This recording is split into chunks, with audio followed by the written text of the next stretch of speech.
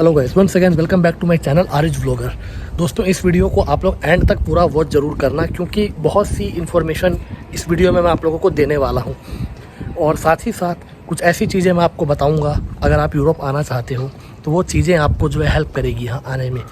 तो सबसे पहली चीज़ ये है कि आप लोग दूसरे की पर्सनल लाइफ में झांकना बंद कीजिए अगर आप लोग यूरोप आना चाहते हो।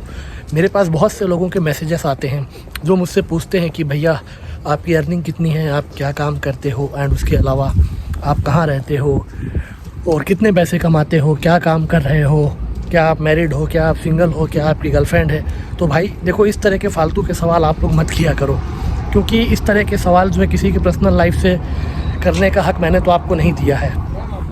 ठीक है, अननोन बंदा होता है, हाय हेलो का मैसेज आता है और फिर उसके बाद धड़ाधड़ उनके कॉल आने शुरू हो जाते हैं, एंड उसके बाद भाई फिर इस तरह के उल्टे सीधे सवाल।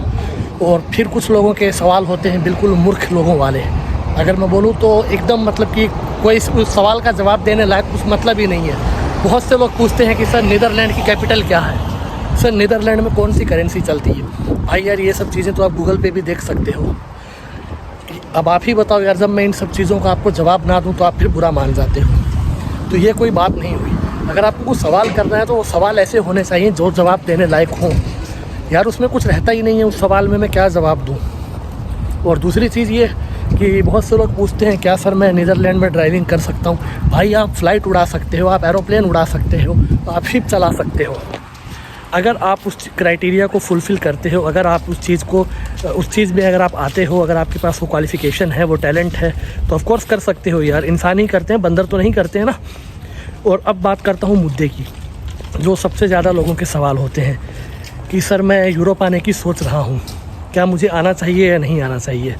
भाई जब आप सोच रहे हो, आप सोच तो कुछ भी सकते हो, ये करना है वो करना है, जस्ट डू इट। अगर कोई काम आप करोगे तभी आप आ पाओगे।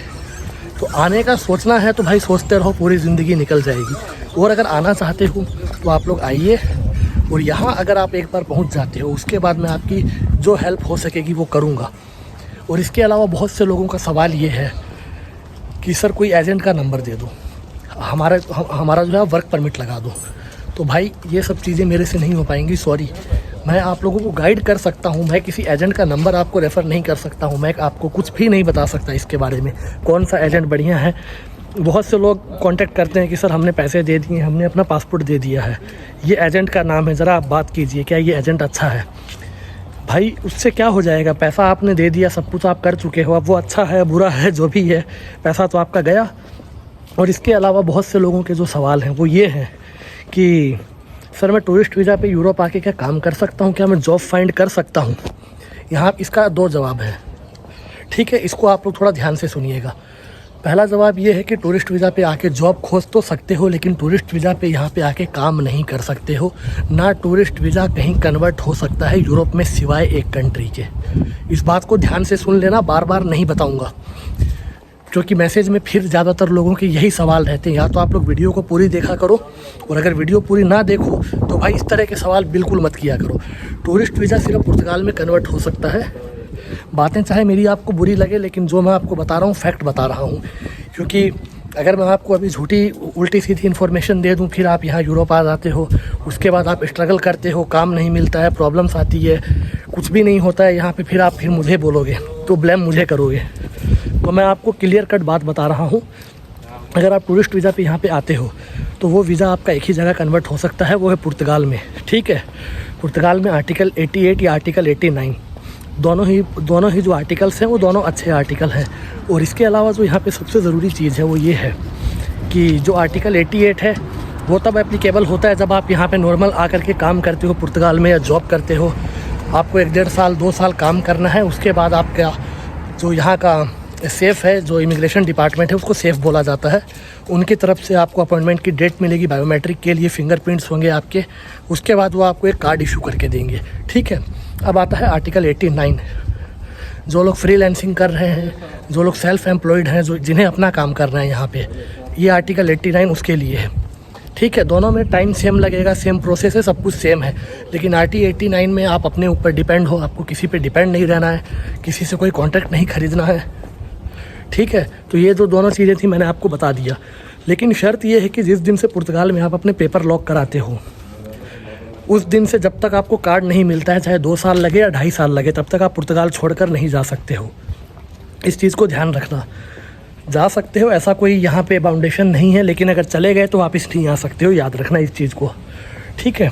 और इसके अलावा जो दूसरी चीज़ है वो ये है कि बहुत से लोगों के सवाल ये हैं कि सर नीदरलैंड में सैलरी कितनी है। तो इस बात के लिए पिछला वीडियो ज़रूर देख लेना, डिस्क्रिप्शन में लिंक डाल दूँगा। यूरोप की हर कंट्री का नाम ले करके बताया है मैंने कि कौन सा देश आपके लिए बेस्ट है, कहाँ आपको आना चाहिए और कहाँ पे आपको जो है काम अच्छे से मिल जाएगा। तो इस चीज़ को आप लोग थोड़ा ध्यान रख लेना, ठीक है। और इसके अलावा जो दूसरी सबसे ज़रूरी चीज़ है वो ये है कि नीदरलैंड में जो बहुत से लोग पूछते हैं, नीदरलैंड में, जर्मनी में या लग्जमबर्ग में, जहाँ भी, क्या हमें काम मिलेगा?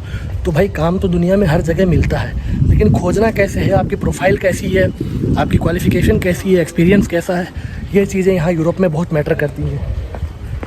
क्योंकि यहाँ पे जो भी बंदे हैं सब क्वालिफाइड बंदे हैं, सबके पास अच्छी एजुकेशन है। आप में अलग क्या है आपको ये देखना है। वरना पुर्तगाल में जो है खेती बाड़ी का काम है, साफ़ सफाई का है, क्लीनिंग का है, होटल में वेटर का काम है, ये आपको दुनिया में कहीं भी मिल जाएगा। इस चीज़ को ध्यान रखना। और सैलरी के बारे में मैंने एक अलग से वीडियो बना दिया है। यूरोप की हर कंट्री का नाम ले करके मैंने बताया है कौन सी कंट्री में क्या काम है, कितनी सैलरी है।